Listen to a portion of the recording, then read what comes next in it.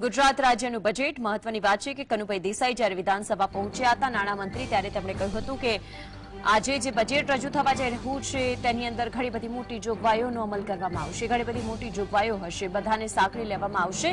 વિધાનસભા પહોંચ્યા ત્યારે તેમણે આ વાતનો ઉલ્લેખ કર્યો હતો। નાણામંત્રી કનુભાઈ દેસાઈ જે વિધાનસભા પહોંચ્યા, કનુભાઈ દેસાઈ જેમણે રજૂ કર્યું છે બજેટ વિધાનસભાની અંદર જે દ્રશ્યો છે તે થોડા સમય પહેલાના દ્રશ્યો છે કે જ્યારે તેઓ વિધાનસભા પહોંચ્યા હતા। અત્યારની જે વિગતો અને અત્યારની અપડેટ આપણે જાણીએ કે વિધાનસભાની અંદર કનુભાઈ દેસાઈ અત્યારે બજેટ રજૂ કરી રહ્યા છે। ઇતિહાસમાં સૌથી મોટી જોગવાઈવાળું બજેટ રહેશે। તેમણે જ્યારે વિધાનસભા પહોંચ્યા તે સમયે આ વાતનો ઉલ્લેખ કર્યો હતો। અત્યારે વિધાનસભાની અંદર જ કનુભાઈ દેસાઈ બજેટ રજૂ કરી રહ્યા છે। તમામ ધારાસભ્યો તેની અંદર ઉપસ્થિત છે અને હવે બજેટ હાલ કનુભાઈ દેસાઈ વાંચી રહ્યા છે। ગુજરાત રાજ્યનું અંદાજપત્ર કે જેની અંદર મોટી મોટી જોગવાઈઓ જેને જેને સાંકળી લેવામાં આવ્યા છે, કોના કોના માટે કેટલું છે ગુજરાત રાજ્યના બજેટની અંદર તે ટૂંક સમયની અંદર બહાર આવશે। આ એ બજેટ કે જેની અંદર મહિલાઓ, યુવાઓ, ખેડૂતો કે જેને પ્રાધાન્ય આપી શકે છે।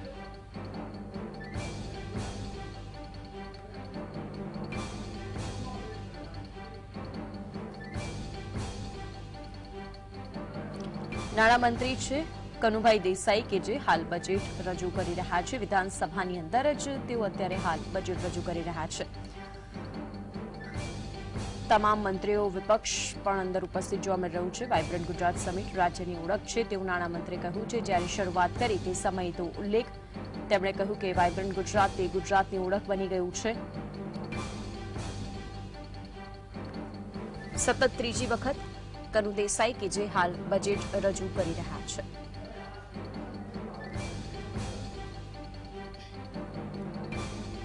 બીજો દિવસ છે આજે ગુજરાત વિધાનસભાનું। દ્રશ્યો ટીવી સ્ક્રીન પર।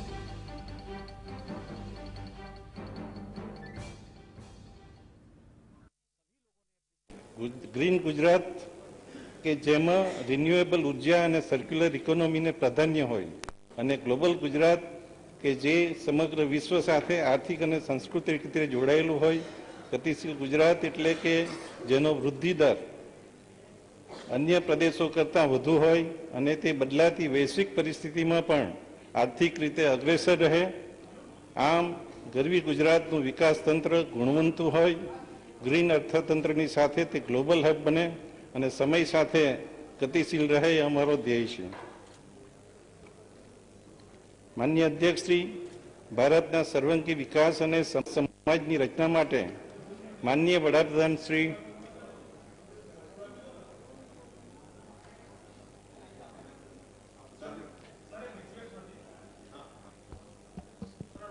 એટલે સ્લો છે સ્પીડ તો જો બુકલેટો આપી હશે તો બુકલેટો આપી દો તો બુકલેટના આધારે પણ બંને કરાવો। તમે લોગિન પણ ચાલુ રાખો અને બુકમાંથી પણ જેને જોવું હોય તો અહીંયા અને બાકી મીડિયાને પણ બંનેને બુક પણ આપી શકશો। Thank you sir. મેં અહીં પણ આપો જેટલી તમારી પ્રતિ છે અહીંયા અને બંને જગ્યાએ આપો, બંને આપો, જેને જે અનુકૂળતા લાગે એનો ઉપયોગ કરે।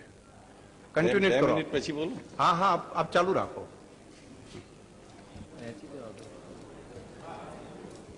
ભારતના સર્વાંગી વિકાસ અને સમરસ સમાજની રચના માટે માનનીય વડાપ્રધાન શ્રી નરેન્દ્રભાઈ મોદીએ સમાજના 4 વર્ગો જ્ઞાન એટલે કે ગરીબ, યુવા, અન્નદાતા અને નારી શક્તિના ઉત્કર્ષ માટે ભાર મૂકેલ છે।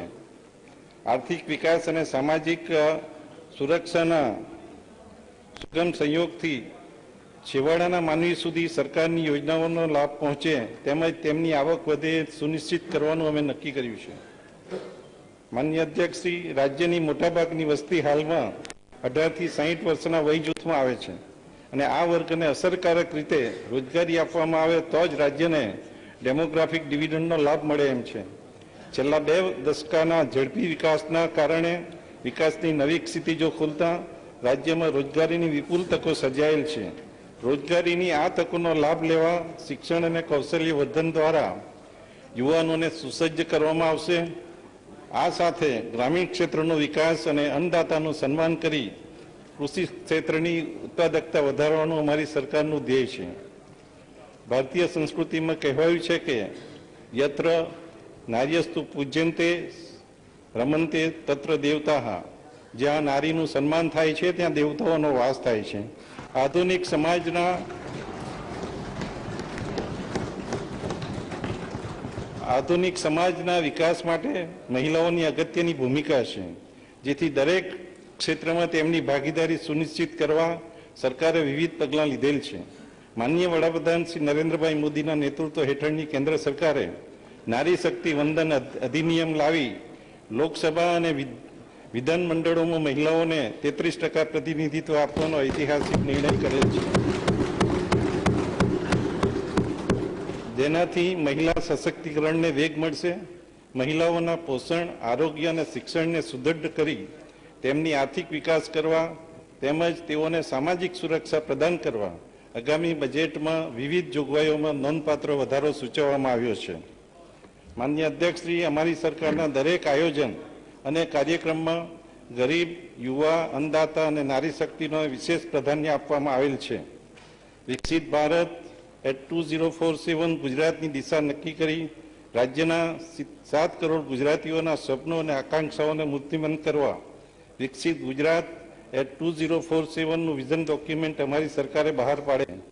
અત્યાર સુધી થયેલા વિકાસને પાયામાં રાખીને આ દસ્તાવેજમાં અમૃતકાળના આગામી 25 વર્ષ માટે રાજ્યના ભાવિના લક્ષ્યાંકો નક્કી કર્યા છે. આ વિઝન ડોક્યુમેન્ટ સર્વપ્રથમ તૈયાર કરી ગુજરાતે બીજા રાજ્યોને વિકાસની નવી રાહ ચીંધી છે. માનનીય અધ્યક્ષશ્રી, ગુજરાત એટ 2047 ના સંકલ્પનાના 2 મુખ્ય પાયા છે. વિશ્વ કક્ષાની ઉચ્ચ સગવડયુક્ત જીવન સ્તર ઉપલબ્ધ કરાવી રાજ્યના દરેક નાગરિકને સમૃદ્ધ જીવન આપવું તે પ્રથમ પાયો છે. આર્થિક વિકાસના યોગ્ય સંસાધનો ઉપલબ્ધ કરાવી દરેક કુટુંબની સમૃદ્ધ આવક સુનિશ્ચિત કરવી તે દ્વિતીય પાયો છે.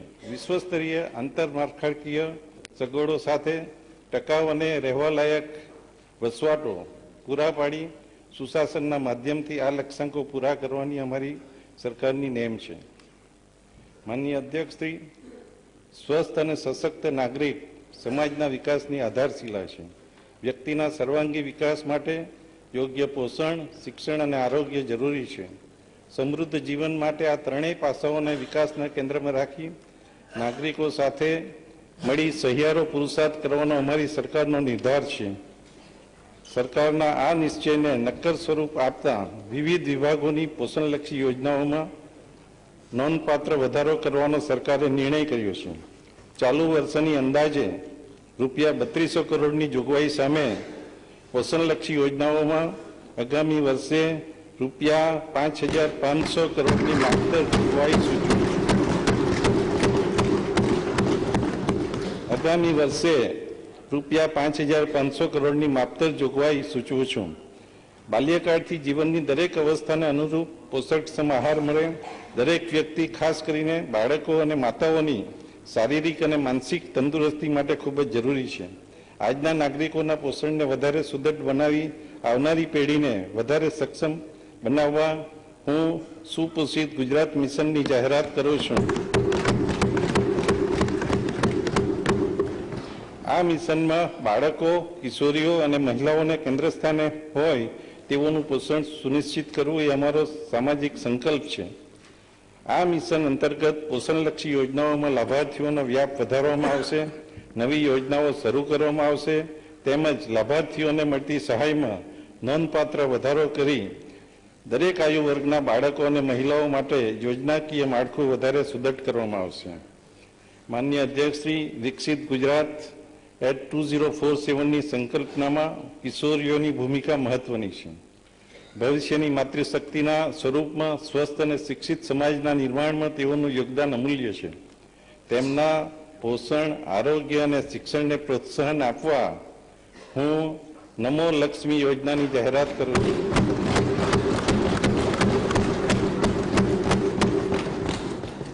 સરકારી, અનુદાનિત, ખાનગી માધ્યમિક અને ઉચ્ચતર માધ્યમિક શાળાઓમાં અભ્યાસ કરનાર પાત્રતા ધરાવતી અંદાજે 10 લાખ વિદ્યાર્થીઓને ધોરણ 9 અને 10 માટે વાર્ષિક ₹10,000 તેમજ ધોરણ 11 અને 12 માટે વાર્ષિક ₹15,000ની સહાય આપવામાં આવશે.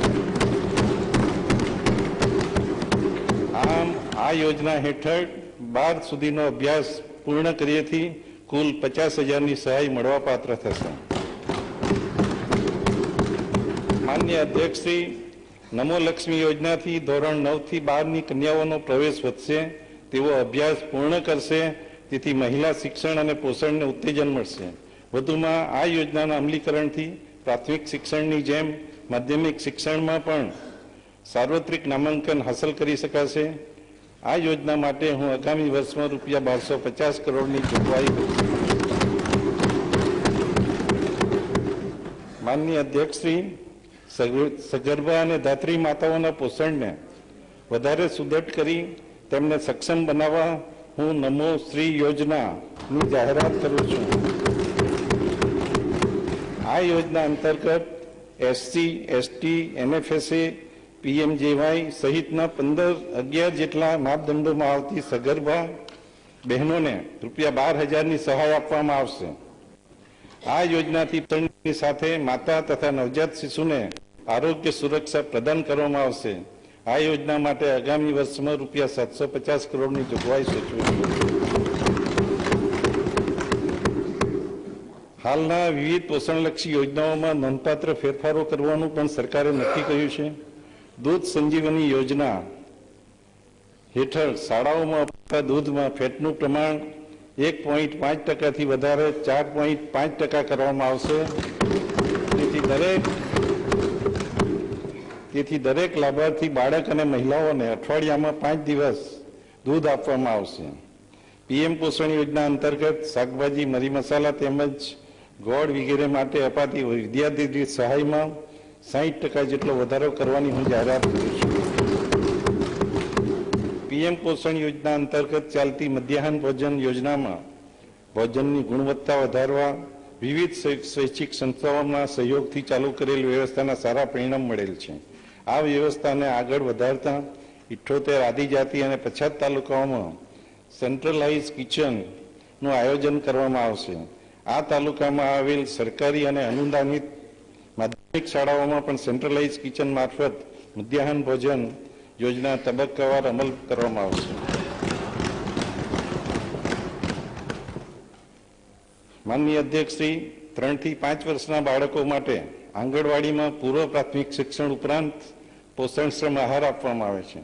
આંગણવાડીઓને વધારે કાર્યક્ષમ બનાવવા હાલની વ્યવસ્થામાં નોંધપાત્ર ફેરફાર સાથેની રૂપિયા 1800 કરોડના ખર્ચે અમલી બનનાર આંગણવાડી 201 યોજનાની હું જાહેરાત કરું છું. આ યોજના અંતર્ગત આગામી 3 વર્ષમાં અદ્યતન ટેકનોલોજી સાથે 8000 નવી આંગણવાડીઓનું નિર્માણ કરવામાં આવશે અને 20,000 આંગણવાડીઓને આઈટી કનેક્ટિવિટી પૂરી પાડી સ્માર્ટ આંગણવાડી બનાવવામાં આવશે. માનનીય અધ્યક્ષશ્રી, ગરીબ અને મધ્યમ વર્ગના લોકોને કેશલેસ આરોગ્ય સુવિધા આપવા માટે શરૂ કરાયેલ પ્રધાનમંત્રી જન આરોગ્ય યોજના પીએમજેવાય હેઠળ હવે 10 લાખ સુધીની સારવાર મળવાપાત્ર છે. આ યોજના માટે રાજ્યમાં 2531 હોસ્પિટલ એમ્પેનલ કરવામાં આવેલ છે. આ યોજના હેઠળ આગામી વર્ષે રૂપિયા 3100 કરોડની જોગવાઈ છે.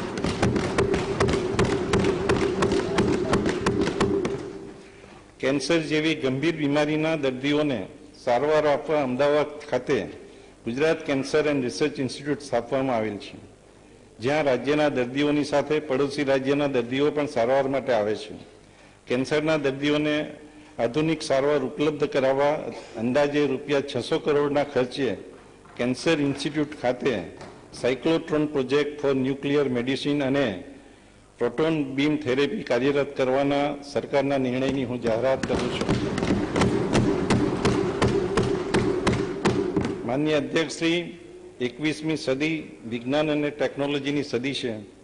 જીવનના દરેક ક્ષેત્રમાં આઈટી અને સંલગ્ન ટેકનિકો મહત્વનો ભાગ ભજવવાની છે. વધુમાં ઉચ્ચ કક્ષાની નવી રોજગારીની તકો વિજ્ઞાન પ્રવાહનું શિક્ષણ જરૂરી છે. વિજ્ઞાન પ્રવાહના અભ્યાસક્રમના શિક્ષણને પ્રોત્સાહન આપવા માટે હું નમો સરસ્વતી યોજનાની જાહેરાત કરું છું. આ યોજના અંતર્ગત ઉચ્ચતર માધ્યમિક શાળાઓના વિજ્ઞાન પ્રવાહમાં અભ્યાસ કરતી ગરીબ અને મધ્યમ વર્ગના પાત્રતા ધરાવતા વિદ્યાર્થીઓને ધોરણ 11માં 10,000 અને ધોરણ 12માં 15,000 મળી કુલ 25,000ની સહાય આપવામાં આવશે. આ યોજનાથી આગામી 5 વર્ષમાં વિજ્ઞાન પ્રવાહમાં વિદ્યાર્થીઓની સંખ્યા અંદાજે વાર્ષિક 2 લાખથી વધી 5 લાખ થવાની ધારણા છે. આ યોજના માટે આવતા વર્ષે ₹400 કરોડનો ખર્ચ થશે. રાજ્યના મોટાભાગની સરકારી પ્રાથમિક શાળાઓ ભૌતિક સગવડો સાથે સ્માર્ટ અને ડિજિટલ બની છે. મિશન સ્કૂલ ઓફ એક્સિલન્સ હેઠળ નવા ઓરડાઓ, સ્માર્ટ ક્લાસ અને શાળાઓને કોમ્પ્યુટરથી સુસજ્જ કરવાની કાર્યવાહી હાલમાં થઈ રહેલ છે. સરકાર અને અનુદાનિત માધ્યમિક શાળાઓને પણ ભૌતિક સગવડો તેમજ સ્માર્ટ ક્લાસરૂમથી સજ્જ કરવા ₹2000 કરોડના ખર્ચે મિશન સ્કૂલ ઓફ એક્સિલન્સ 201 અમલી કરવામાં આવશે.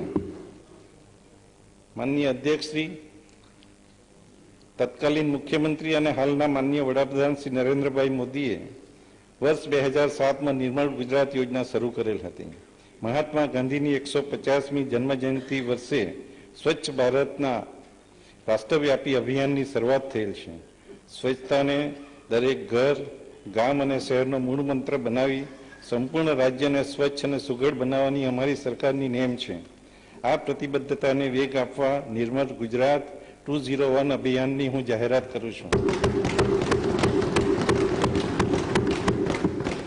આ અભિયાન અંતર્ગત ઘન અને પ્રવાહી કચરાને એકત્ર કરી પર્યાવરણ દ્રષ્ટિએ યોગ્ય ધોરણે નિકાલ કરવા માટે વિવિધ યોજનાઓ થકી વ્યવસ્થા કરવામાં આવશે અને લોક સહકારથી એનું અમલીકરણ કરવામાં આવશે. આ માટે ચાલુ વર્ષના ₹1300 કરોડના બજેટમાં ધરખમ વધારો કરી આગામી વર્ષે ₹2500 કરોડની જોગવાઈ હું સૂચવું છું.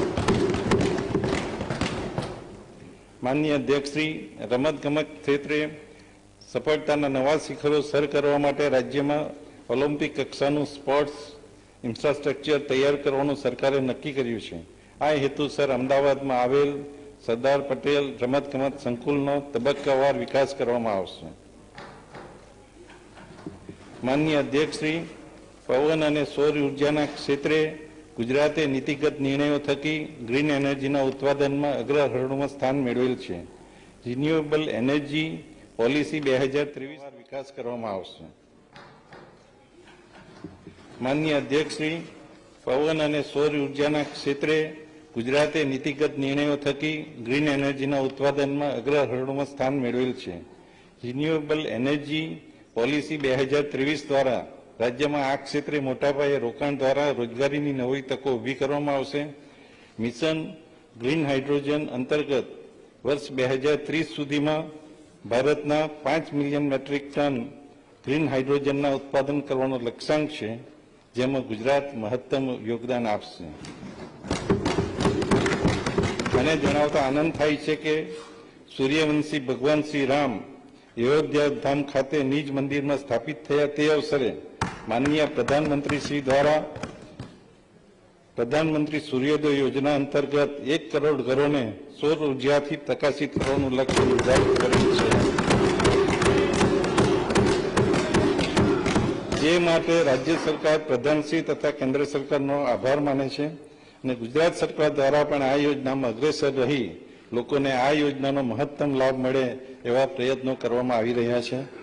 મને જણાવતા આનંદ થાય છે કે હાલ ગુજરાતમાં સમગ્ર દેશના 82% જેટલા ઘરો ઉપર રૂફટોપ લાગેલા છે અને ગુજરાતના 5,73,751 એટલે કે ઓલમોસ્ટ 6% જેટલો લક્ષ્યાંક ગુજરાતે યોજના જાહેર થાય તે પહેલા સિદ્ધ કર્યો છે. હવે પછી ગુજરાત આને વધુ વેગવાન બનાવશે એવી ચોક્કસ મુખ્યમંત્રીશ્રીએ પણ ખાતરી આપી છે. ખાસ કરીને દેશના કુલ ઔદ્યોગિક ઉત્પાદનમાં 18% ફાળો આપી ગુજરાતે મોખરાનું સ્થાન મેળવેલ છે. રાજ્યમાં MSME એકમોની સંખ્યા 16 લાખ કરતાં વધારે છે. રાજ્યના અર્થતંત્રમાં મેન્યુફેક્ચરિંગ ક્ષેત્રનો ફાળો 35.30% છે અને છેલ્લા દશકામાં આ ક્ષેત્રે 12.80%ના દરે વૃદ્ધિ પામી વિકાસના નવા આયામો સ્થાપિત કર્યા છે. છેલ્લા 2 દશકામાં $55 બિલિયન થી વધુ પ્રત્યક્ષ વિદેશી રોકાણ મેળવી રાજ્ય વિદેશી મૂડી આકર્ષવામાં અગ્રહરોળમાં રહ્યું છે. માનનીય અધ્યક્ષશ્રી, global semiconductor supply chain manufacturing ક્ષેત્રે આત્મનિર્ભર ભારતના સૂત્રને સાકાર કરતો સાણંદ ખાતે માઇક્રોન કંપની દ્વારા સેમિકન્ડક્ટર પ્લાન્ટ સ્થાપવાની કામગીરી પ્રગતિમાં છે. હીરાના વૈશ્વિક બજારમાં ગુજરાતે મોખરાનું સ્થાન મેળવેલ છે. ડાયમંડ કટિંગ, પોલિશિંગ, માર્કિંગ, સર્ટિફિકેશનને આવરી લેતું ડાયમંડ બ્રુસ સુરતમાં શરૂ કરવામાં આવેલ છે, જે વિશ્વની સૌથી મોટી સિંગલ ઓફિસ સ્પેસ છે. આપણે હંમેશા સાંભળીએ છીએ કે અમેરિકાનું પેન્ટાગોન સૌથી મોટું બિલ્ડિંગ છે, પણ સુરત ડાયમંડ બ્રુસ પેન્ટાગોનથી પણ મોટું છે. વિકસિત ગુજરાત 2047 અમારા આયોજનમાં ઉદ્યોગનો મહત્વનો ફાળો રહેશે. હાલના મહત્વના ક્ષેત્રો જેમ કે textile, chemical, pharmaceutical, machinery, automobile વગેરે સાથે સસ્ટેનેબલ મેન્યુફેક્ચરિંગ માટે semiconductor, green energy, green hydrogen, battery અને તેનાથી સંચાલિત વાહનો આધારિત ઉદ્યોગો ભવિષ્યમાં ગુજરાતના વિકાસના પાયામાં રહે તેવા પ્રયત્નો સરકારે શરૂ કર્યા છે. માનનીય અધ્યક્ષશ્રી, સ્ટાર્ટઅપ પ્રતિભાશાળી યુવાનોને ઉદ્યોગ જગત સાથે જોડતી મહત્વની કડી છે. મને જણાવતા આનંદ થાય છે કે ગુજરાતે છેલ્લા 3 વર્ષથી સ્ટાર્ટઅપ ક્ષેત્રે દેશમાં પ્રથમ સ્થાન જાળવી રાખેલ છે.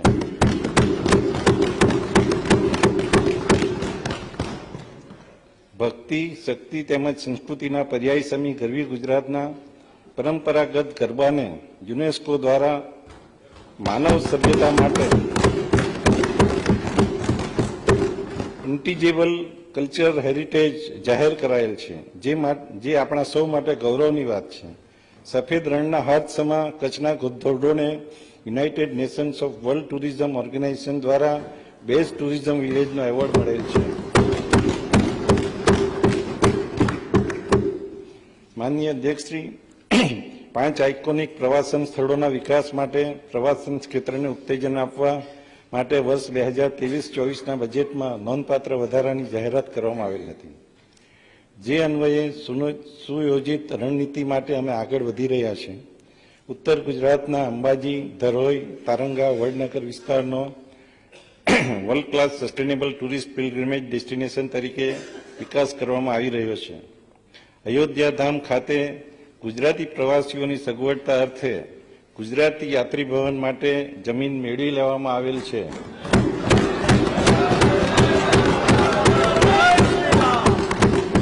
અને તેના નિર્માણનું કાર્ય ટૂંક સમયમાં હાથ ધરવામાં આવશે.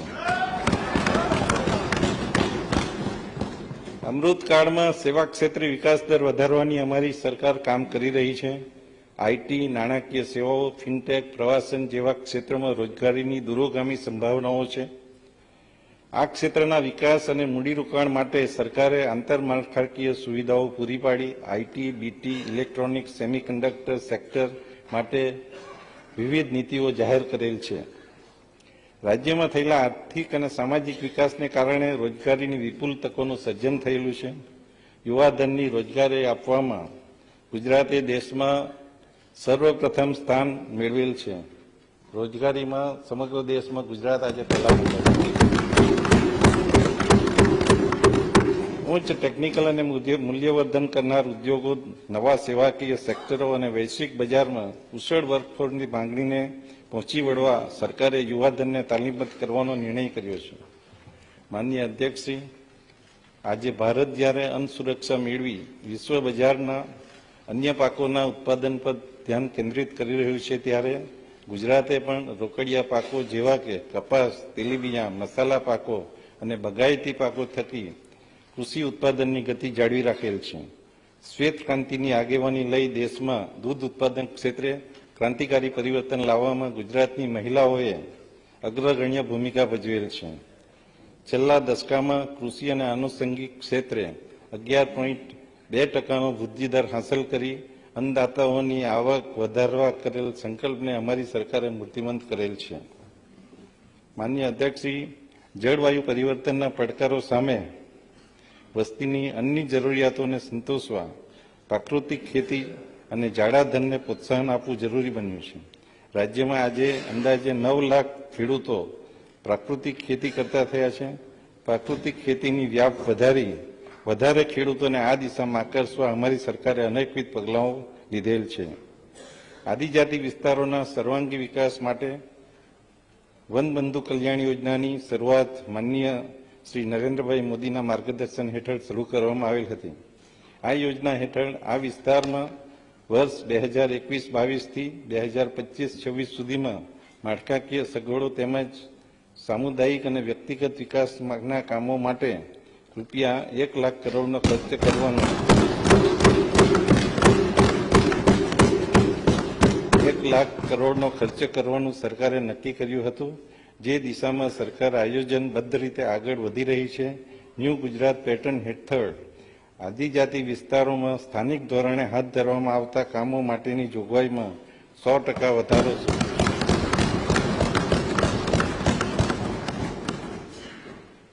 માનનીય અધ્યક્ષશ્રી, જુદા જુદા સ્ત્રોતોના જળનો સંચય કરી જરૂરિયાતવાળા ક્ષેત્રોમાં પાણી પહોંચાડવા માટે નહેરો અને પાઇપલાઇનો થકી વોટર ગ્રીડના નિર્માણમાં ગુજરાતે આગવી પહેલ કરી રાજ્યને જળ સુરક્ષા પ્રદાન કરેલ છે. પ્રભુના પ્રસાદ સમા મહામૂલા પાણીના દરેક ટીપાનો કાર્યક્ષમ ઉપયોગ થાય તે હેતુસર 22 લાખ હેક્ટરથી વધુ વિસ્તારને સૂક્ષ્મ સિંચાઈ ક્ષેત્રે લાવી ગુજરાતે જળક્રાંતિના મંડાણ કર્યા છે. કચ્છમાં ધોરિયા પદ્ધતિ એટલે કે ફ્લડ ઇરિગેશનના સ્થાને નક્કી કરેલા ડેમના સંપૂર્ણ કમાન્ડ વિસ્તારને ડેમથી ખેતર સુધી પાઇપલાઇન મારફતે પાણી પહોંચાડી સૂક્ષ્મ સિંચાઈ હેઠળ આવરી લેવામાં આવશે.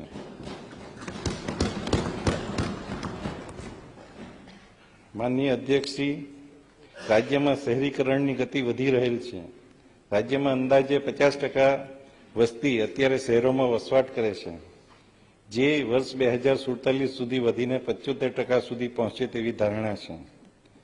સુઆયોજિત શહેરી વ્યવસ્થાપન માટે નવસારી, ગાંધીધામ, મોરબી,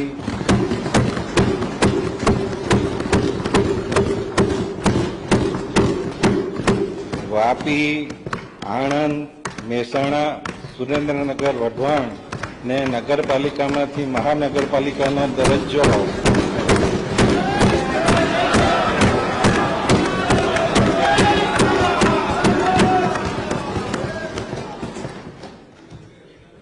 નવસારી, ગાંધીધામ, મોરબી, વાપી, આણંદ, મહેસાણા અને સુરેન્દ્રનગર, વઢવાણને નગરપાલિકામાંથી રૂપાંતર કરી મહાનગરપાલિકાનો દરજ્જો આપવામાં આવશે. આ નિર્ણયથી શહેરના વિકાસને ગતિ મળશે અને નાગરિકોની સુખાકારી વધશે. આ માટે માનનીય મુખ્યમંત્રી શ્રી, જેઓ શહેરી વિકાસ પણ સંભાળે છે, એમનો ખાસ આપણે આભાર વ્યક્ત કરીએ.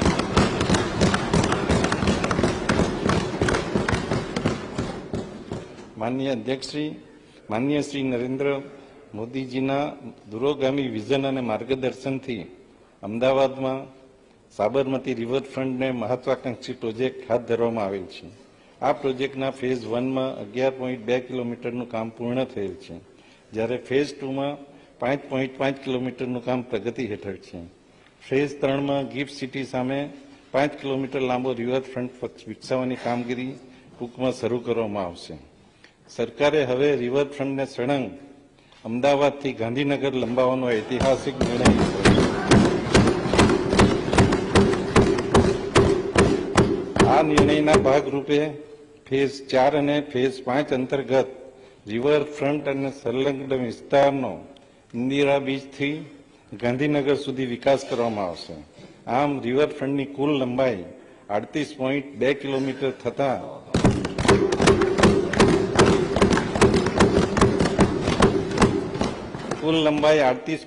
કિલોમીટર થતા તેની ગણતરી વિશ્વના સૌથી લાંબા અને રળિયામણા રિવરફ્રન્ટમાં થશે.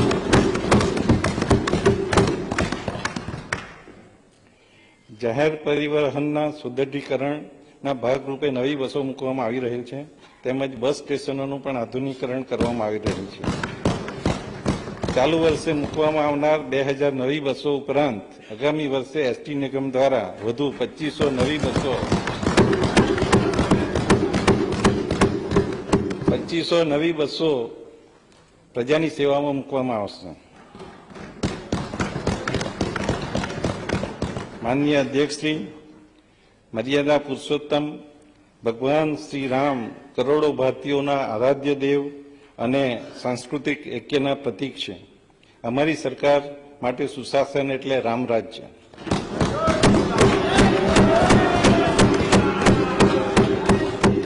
નહીં દરિદ્ર કો દુખીના દીના, નહીં કો અભૂત ન લંચન હીરા, એટલે કે સૌ સમૃદ્ધ સુખી અને ગુણવંતી લક્ષણવાળા હોય એ અમારી સરકારની નેમ છે.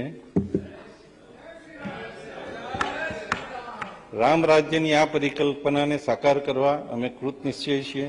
સુશાસનના માટે માનનીય વડાપ્રધાનશ્રીએ મિનિમમ ગવર્મેન્ટ મેક્સિમમ ગવર્નન્સનું સૂત્ર આપેલ છે. સ્વથી ઉપર ઉઠીને સમસ્તીનું કલ્યાણ એ જ ભાવનાથી અમારી સરકાર કાર્યરત છે. આજે છેવાડાના માનવી સુધી સરકારની યોજનાઓનો લાભ પહોંચે, તેઓનો સર્વાંગી વિકાસ થાય, તેની ગેરંટી આપવા વિકસિત ભારત સંકલ્પ યાત્રાના માધ્યમથી સરકાર સક્રિયપણે કામ કરી રહી છે. માનનીય અધ્યક્ષશ્રી, આ બજેટની એક સૌથી વધુ અગત્યની બાબત હું જાહેર કરું કે એક જ નંબર 112 ઉપર પોલીસ, ફાયર બ્રિગેડ અને ઇમરજન્સી સેવાઓ ઉપલબ્ધ થાય એ માટે કેન્દ્રીયકૃત વ્યવસ્થા ચાલુ કરવામાં આવશે. આ નંબર ડાયલ કરવાથી શહેરી વિસ્તારમાં 10 મિનિટ અને ગ્રામ્ય વિસ્તારમાં 30 મિનિટમાં પોલીસ ઘટના સ્થળે પહોંચે તે મુજબની વ્યવસ્થા સુનિશ્ચિત કરવા જનરક્ષક યોજના શરૂ કરવાની હું જાહેરાત કરું છું. આ માટે સંપૂર્ણ રાજ્યમાં પોલીસ અને સાધનોથી સુસજ્જ 1100 જનરક્ષક વાહનોનું માળખું ગોઠવવામાં આવશે.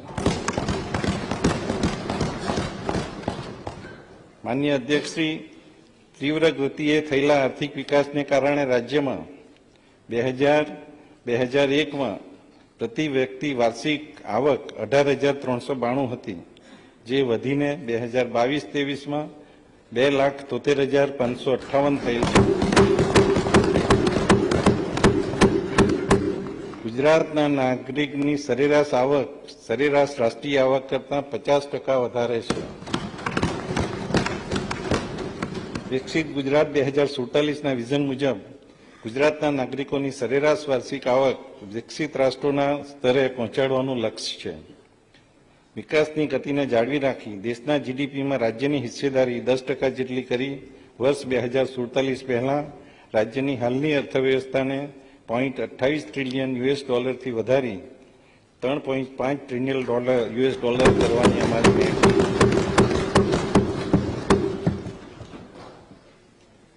માનનીય અધ્યક્ષશ્રી, નાણાકીય શિસ્ત અને સુચારુ વ્યવસ્થાપનના ફળ સ્વરૂપે સુદૃઢ માળખાકીય સુવિધાઓ પૂરી પાડવાની સાથે સાથે અમારી સરકારે સામાજિક અને આર્થિક ક્ષેત્રો માટે પણ પૂરતા નાણાં ઉપલબ્ધ કરાવેલ છે. રાજકોષીય સ્થિરતા સાથે સુદૃઢ દેવા વ્યવસ્થાના કારણે અમારી સરકાર સતત મહેસૂલી પુરાણ બજેટ રજૂ કરતી આવી છે. નાણાકીય શિસ્ત અને વ્યવસ્થાપનને લગતા તમામ પાસાઓમાં ગુજરાતની સ્થિતિ આજે સમગ્ર દેશમાં અનુકરણીય છે. અમારી સરકારે ગત વર્ષે વિકાસના 5 સ્તંભ સામાજિક સુરક્ષા, માનવ સંસાધન વિકાસ, આંતરમાળખાકીય સુવિધાઓ, આર્થિક પ્રવૃત્તિઓનો વિકાસ અને ગ્રીન ગ્રોથ આધારિત બજેટ રજૂ કર્યું હતું, જેને પાયામાં રાખી વિકસિત ગુજરાત 2047ના લક્ષ્યમાં ભાગીદારી નોંધાવતું અને વિકસિત ગુજરાત 2047ના નિર્માણ કરવા માટેનો રોડમેપ નક્કી કરતું ₹3,32,465 કરોડનું અંદાજપત્ર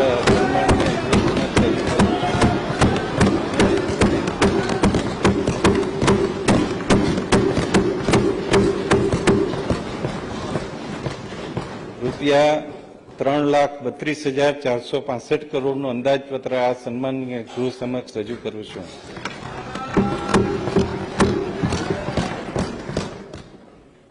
માનનીય અધ્યક્ષશ્રી, પ્રથમ સ્તંભ એ સામાજિક સુરક્ષાનો છે. સામાજિક ન્યાય અને અધિકારીતા વિભાગ માટે કુલ 6,193 કરોડની જોગવાઈ.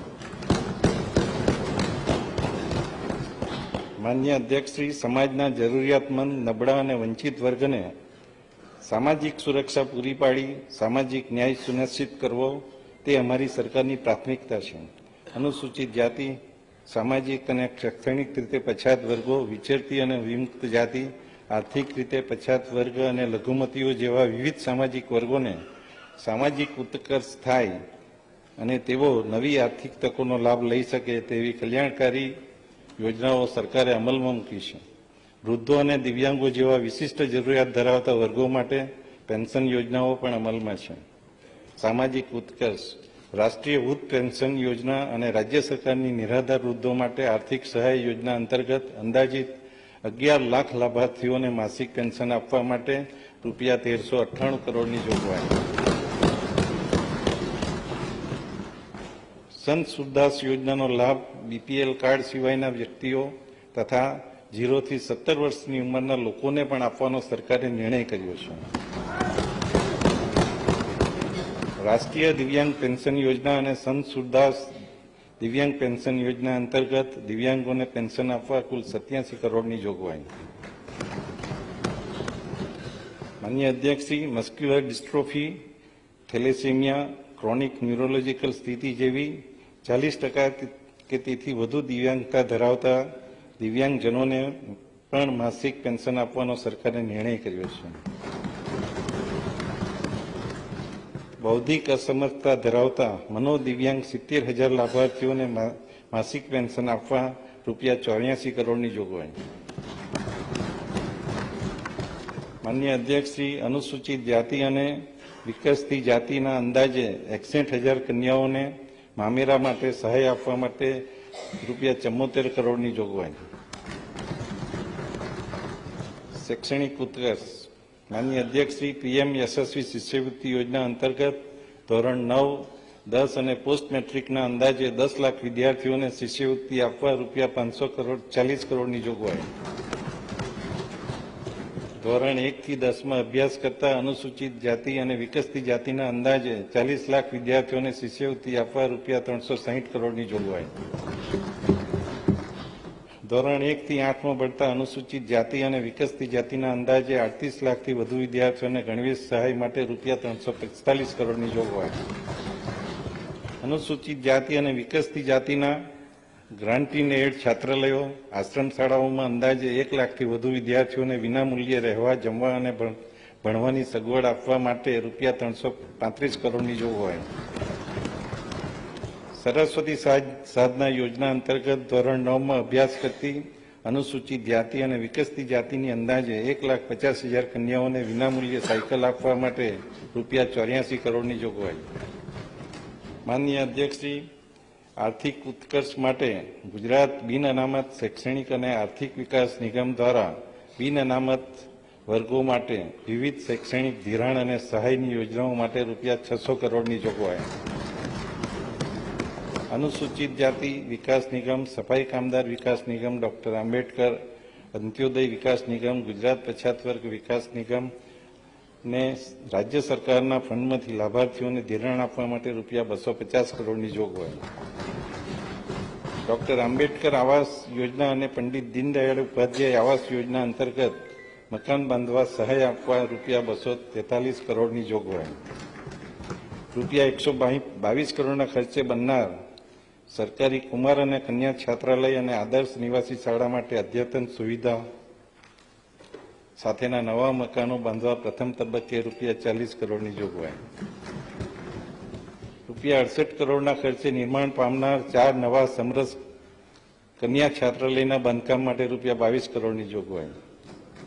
5 નવા ચિલ્ડ્રન હોમ બનાવવા માટે રૂપિયા 15 કરોડની જોગવાઈ. આદિજાતિ વિકાસ વિભાગ માટે રૂપિયા 4,374 કરોડની જોગવાઈ.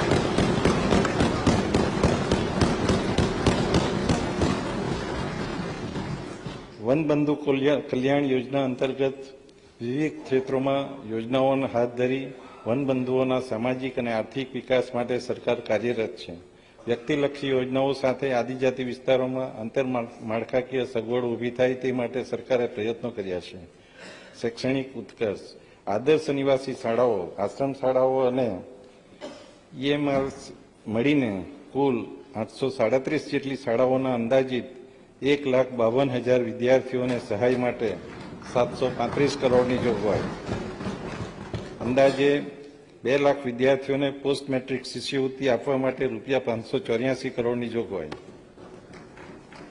સરકારી અને ગ્રાન્ટીન એડ છાત્રાલયના 70,000 વિદ્યાર્થીઓ માટે સહાય આપવા રૂપિયા 259 કરોડની જોગવાઈ, 1 થી 8માં અભ્યાસ કરનાર અંદાજે 13,50,000 વિદ્યાર્થીઓને ગણવેશ આપવા માટે રૂપિયા 120 કરોડની જોગવાઈ, અદ્યતન સુવિધાવાળા સમરસ છાત્રાલયોની યોજના અંતર્ગત 3,900 વિદ્યાર્થીઓ માટે રૂપિયા 23 કરોડની જોગવાઈ, ધોરણ 9માં અભ્યાસ કરતી અંદાજે 39,000 વિદ્યાર્થીનીઓને વિદ્યા સાધના યોજના હેઠળ સાયકલ આપવા માટે રૂપિયા 21 કરોડની જોગવાઈ, આર્થિક ઉત્કર્ષ મુખ્યમંત્રી આદમજાતિ હળપતિ સર્વાંગી ઉત્કર્ષ યોજના અને કન્વર્ઝન કમ ડેવલપમેન્ટ પ્રોજેક્ટ હેઠળ રૂપિયા 134 કરોડની જોગવાઈ,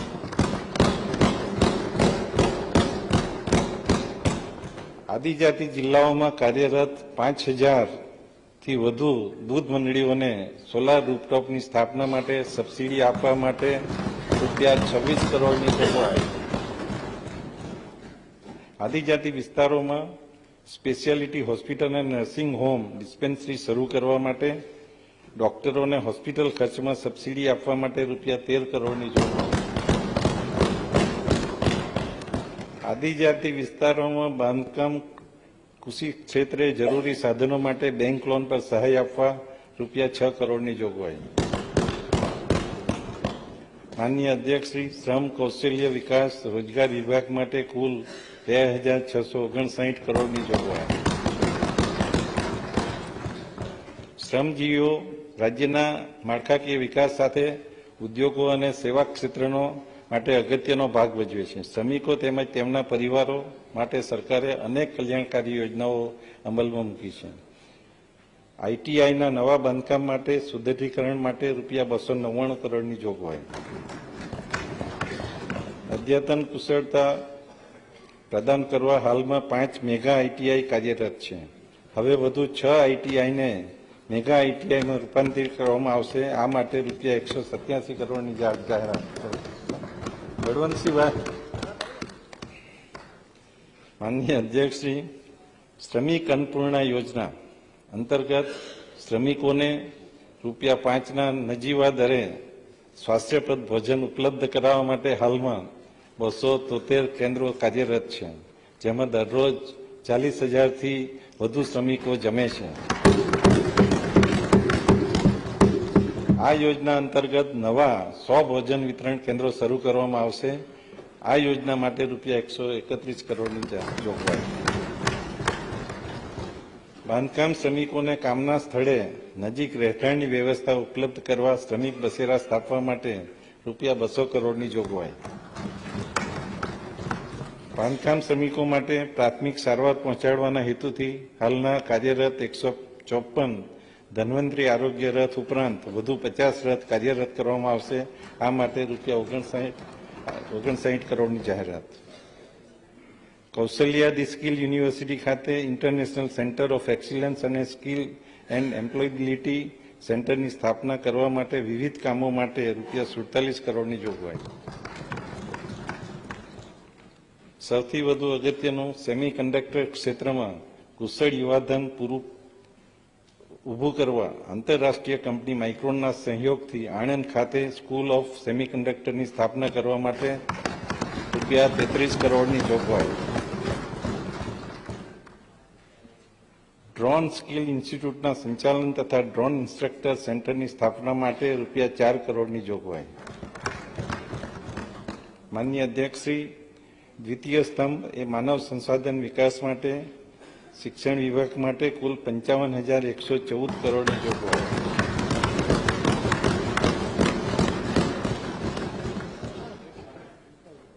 શિક્ષણમાં ગુણવત્તાયુક્ત પરિવર્તન કરવાની દિશામાં રાજ્ય સરકાર દ્વારા ખૂબ અસરકારક અને પરિણામલક્ષી કામગીરી થઈ રહી છે, જેની નોંધ દેશમાં અને વિશ્વ સ્તરે પણ લેવામાં આવી છે.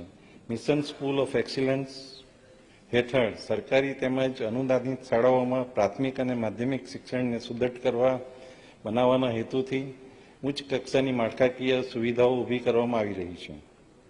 162 નવી પ્રાથમિક શાળા તથા 10 RMSA માધ્યમિક શાળાઓ શરૂ કરવામાં આવશે. પૂર્વ પ્રાથમિકથી માંડી ઉચ્ચ શિક્ષણ સુધી શૈક્ષણિક માળખાને સુદૃઢ કરી શિક્ષણની ગુણવત્તા સુધારણા માટેના સુનિયોજિત ધોરણે પગલાં લેવામાં આવી રહ્યા છે.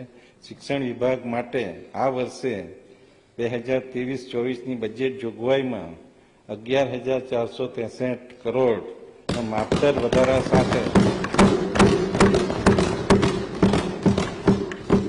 11,463 કરોડના માપદર વધારા સાથે આગામી વર્ષે રૂપિયા 55,114 કરોડ કરવામાં આવે છે. પ્રાથમિક શિક્ષણ અને માધ્યમિક શિક્ષણ. માનનીય અધ્યક્ષ Shri mission school of excellence અંતર્ગત પ્રાથમિક અને માધ્યમિક શાળાઓના ઇન્ફ્રાસ્ટ્રક્ચર અપગ્રેડેશન માટે અંદાજે રૂપિયા 3,000 કરોડની જોગવાઈ. હાલની સરકારી પ્રાથમિક અને માધ્યમિક શાળાના વિદ્યાર્થીઓને રૂપિયા 130 કરોડના ખર્ચે સ્કૂલ ટ્રાન્સપોર્ટ સુવિધા મળી રહી છે. આ યોજનાનો વ્યાપ વધારી ગ્રાન્ટેડ માધ્યમિક શાળાઓના ધોરણ 9 થી 12ના અંદાજિત 1 લાખ વિદ્યાર્થીઓને પણ ટ્રાન્સપોર્ટ સહાય આપવામાં આવશે. આ યોજના માટે રૂપિયા 260 કરોડની જોગવાઈ. વિદ્યાર્થીઓને પૂરક પોષણ અને પૌષ્ટિક ભોજન આપવા માટે PM પોષણ યોજના અંતર્ગત રૂપિયા 1400 કરોડની જોગવાઈ. ઉચ્ચ અને ટેકનિકલ શિક્ષણ. મુખ્યમંત્રી યુવા સ્વાવલંબન યોજના અંતર્ગત અંદાજે 75,000 વિદ્યાર્થીઓને સહાય આપવા રૂપિયા 400 કરોડની જોગવાઈ. માનનીય અધ્યક્ષ શ્રી મુખ્યમંત્રી કન્યા કેળવણી નિધિ યોજના અંતર્ગત મેડિકલમાં અભ્યાસ કરતી 4500 વિદ્યાર્થીઓને સહાય આપવા માટે રૂપિયા 160 કરોડની જોગવાઈ. મુખ્યમંત્રી શિષ્યવૃત્તિ યોજના અંતર્ગત 2500 વિદ્યાર્થીઓને સહાય આપવા રૂપિયા 30 કરોડની જોગવાઈ. માધ્યમિક શાળા અને કોલેજના વિદ્યાર્થીઓ સાથે સામાન્ય નાગરિકો માટે ગુજરાત જ્ઞાન ગુરુ ક્વિઝ અંતર્ગત રૂપિયા 30 કરોડની જોગવાઈ. સરકારી ડિગ્રી પોલિટેકનિક કોલેજો ખાતે ભાવિ ક્ષેત્રો જેવા કે ગ્રીન હાઇડ્રોજન ટેકનોલોજી, ફિનટેક વગેરેના સેન્ટર ઓફ એક્સલન્સની સ્થાપના તેમજ સ્પોર્ટ્સ ટેકનોલોજી સેન્ટરની સ્થાપના માટે રૂપિયા 35 કરોડની જોગવાઈ. માનનીય અધ્યક્ષશ્રી, આરોગ્ય અને પરિવાર કલ્યાણ માટે રૂપિયા 20,100 કરોડની જોગવાઈ.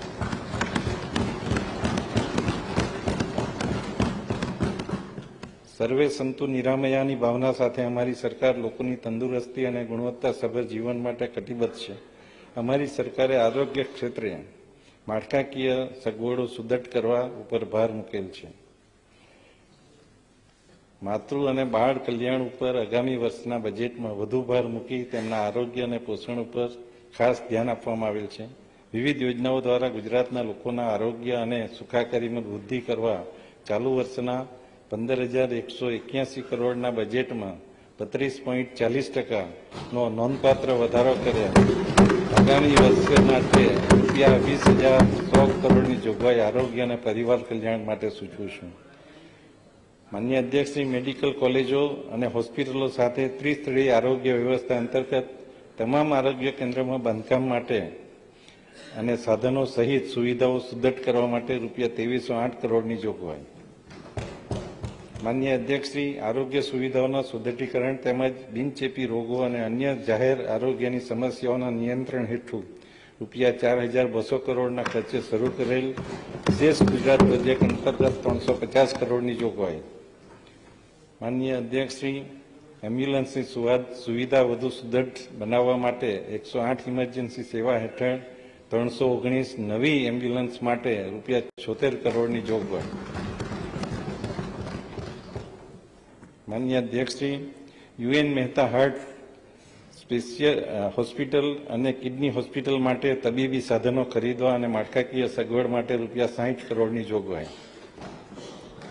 માતા મૃત્યુદર અને બાળ મૃત્યુદરમાં ઘટાડો થાય તે હેતુસર હાઈ રિસ્ક ધરાવતી સગર્ભા મહિલાઓની સંસ્થાકીય પ્રસૂતિ કરાવવા અને ત્યારબાદ હોસ્પિટલ ખાતે નવી સારવાર આપવા તેઓને રૂપિયા 15,000 તથા આશા બહેનોને રૂપિયા 3,000ની પ્રસૂતિ દીઠ પ્રોત્સાહન આપવા અંગેની આ નવી યોજના દાખલ કરવાનું સરકારે નક્કી કર્યું છે, જેના માટે 53 કરોડની જોગવાઈ. ગાંધીનગર, રાજકોટ અને સુરત ખાતે સઘન કાર્ડિયક સારવાર મળી રહે તે માટે યુએન મહેતા ઇન્સ્ટિટ્યૂટ અમદાવાદના સહયોગથી કાર્ડિયક ટ્રીટમેન્ટ સેન્ટર શરૂ કરવા માટે ₹40 કરોડની જોગવાઈ. મેડિસિટી અમદાવાદ ખાતે ગવર્નમેન્ટ સ્પાઇન ઇન્સ્ટિટ્યૂટ અને પેરાપ્લેજિયા હોસ્પિટલના વિસ્તૃતિકરણ અને મુખ બધિર દિવ્યાંગો માટે સેન્ટર ઓફ એક્સલન્સની સ્થાપવા માટે ₹10 કરોડની જોગવાઈ. અમદાવાદ જિલ્લાના બાવળા નજીક તથા સુરત જિલ્લાના કામરેજ નજીક 300 બેડની જિલ્લા કક્ષાની હોસ્પિટલ બનાવવા માટે